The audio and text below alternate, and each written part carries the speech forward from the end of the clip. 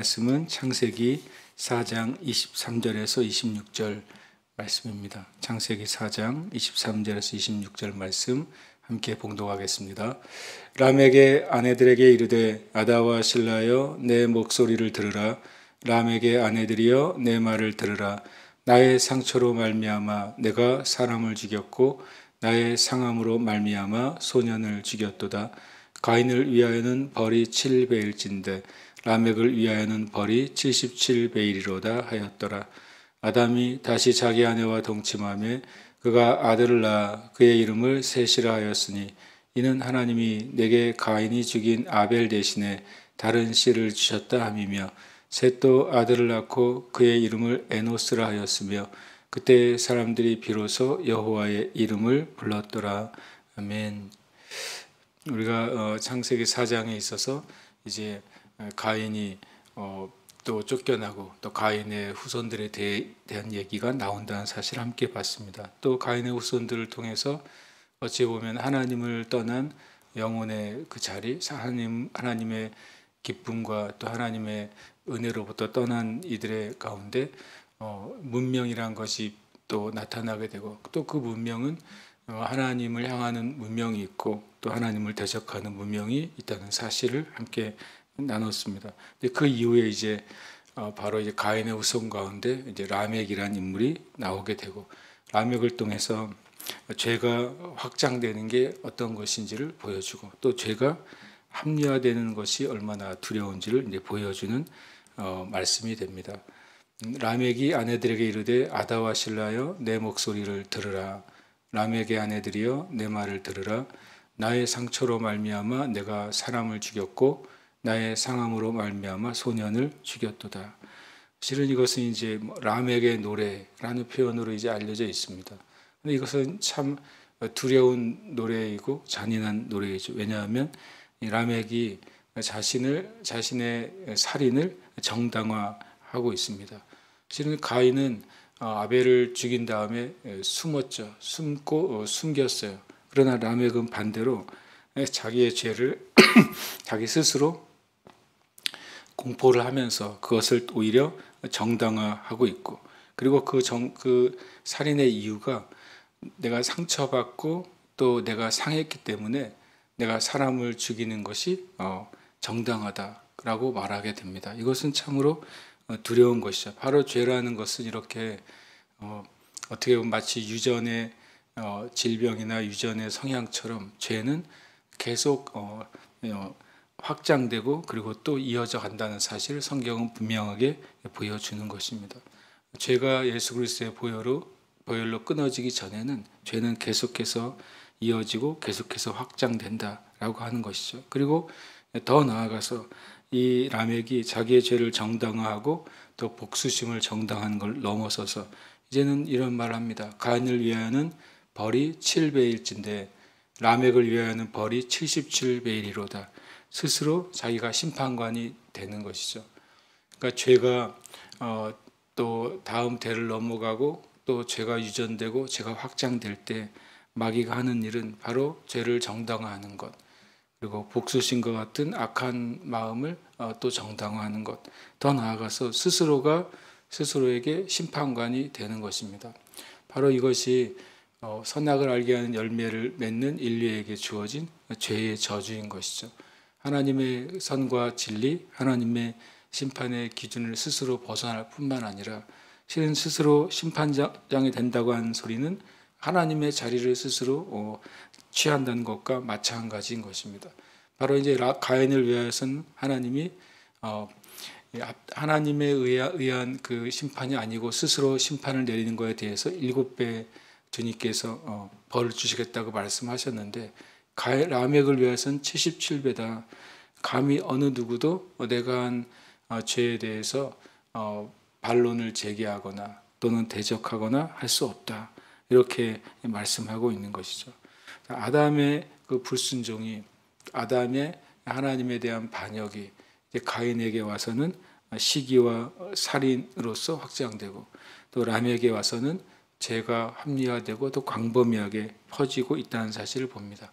죄는 가만히 두면 계속 확장이 됩니다. 하나님의 은혜로 우리가 구원받고 거듭나기 전에는 죄는 끊임없이 확장되고 정당화되는 것이죠. 또 이 시대를 보십시오. 이 시대에도 끊임없이 수많은 하나님을 대적하는 죄들이 등장하지만 그것을 서로 합리화하고 또 옳다고 말해주는 시대가 된 것입니다. 주님이 정말 심판하실 수밖에 없는 세대가 되어가고 있는 것이죠. 아담이 자기 아내와 동침하며 그 아들을 낳아 그의 이름을 셋이라 하였으니, 이 셋은 어디에다 물건을 놓다라는 뜻입니다. 마치 이제 아벨 대신에 이게 새로운 것을 놓다, 대치되다, 이런 의미를 가지고 있습니다. 정말 말 그대로 아담이 말합니다. 하나님이 나에게 가인이 죽인 아벨 대신에 다른 씨를 주셨다. 이것이 그냥 셋의 의미인 것이죠. 하나님은 인간이 실패했다고 해서 하나님의 은혜를 멈추지 않으신다는 것입니다. 사람의 죄로 말미암아서 하나님의 구원 역사가 완전히 포기되지 않는다는 사실을 분명히 보여줍니다. 그리고 이 하와의 입장에서는 가인을 낳았을 때 굉장히 즐거워했다고 그랬잖아요. 왜냐하면 하나님이 창세기 3장 15절에 내가 너의 씨로 말미암아 이 뱀의 머리를 밟을 것이다 한 하나님이 구원하시는 은혜가 가인으로부터 올 수 있다라고 기대했기 때문이란 말씀을 드렸습니다. 그런데 그 기대가 오히려 그 기대했던 가인은 살인자가 되고, 그리고 선하고 의로운 아벨은 첫 번째 죄의 희생자가 되어버렸습니다.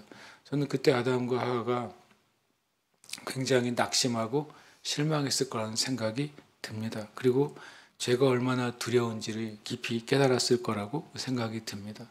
근데 하나님께서 셋을 주시면서 아담과 하와에게 새로운 소망이 되었고, 그 소망이 바로 하나님의 백성의 바로 이제 대열이 시작되는 것을 보여줍니다.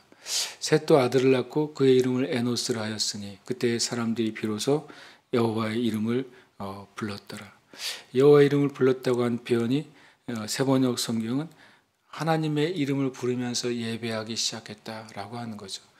그냥 단순히 아담과가 처음에 생각했을지 모르는 그냥 새로운 아들이 한 명 나오면 그가 뱀의 머리를 밟는 하나님의 구원의 통로가 될 것이라고 하는 생각은 너무나 죄의 깊이를 모르는 생각이고, 결국엔 죄로부터 인류가 벗어나는 길은 하나님께 예배하는 것부터 시작이 됩니다. 하나님을 예배하는 세대가 나올 때 하나님을 예배하고 하나님을 찾는 세대 가운데 하나님이 구원의 메시아 예수 그리스도를 그 가운데 보내주시는 것입니다. 그것을 이제 에노스가 시작을 합니다. 근데 에노스의 뜻은 바로 죽을 수밖에 없는 존재. 실은 에노스는 사람이란 의미로 시작이 됩니다. 다시 이제 사람의 존재가 어떤 존재인가, 바로 죽을 수밖에 없는 존재가 되었고, 그 존재의 인류가 이제는 새롭게 시작된다는 사실을 보여줍니다. 에노스 이름 자체가 에노시, 죽을 수밖에 없는 존재, 사람인데, 그 죽을 수밖에 없는 존재가 영원하신 하나님을 다시 부르는 것입니다. 그것이 회복인 것이죠. 우리가 누군가가 하나님께 돌아왔다는 사실을 우리가 어떻게 표면적으로 알 수 있습니까? 그 사람이 하나님을 예배하기 시작할 때, 그 사람의 입에서 하나님에 대한 고백과 하나님에 대해서 회개함과 하나님을 찬양하는 것이 그 입에서 나올 때 우리는 누군가가 하나님을 믿게 되었다, 하나님을 만나게 되었다, 그의 삶의 변화가 되었다고 한 사실을 우리가 엿볼 수 있습니다.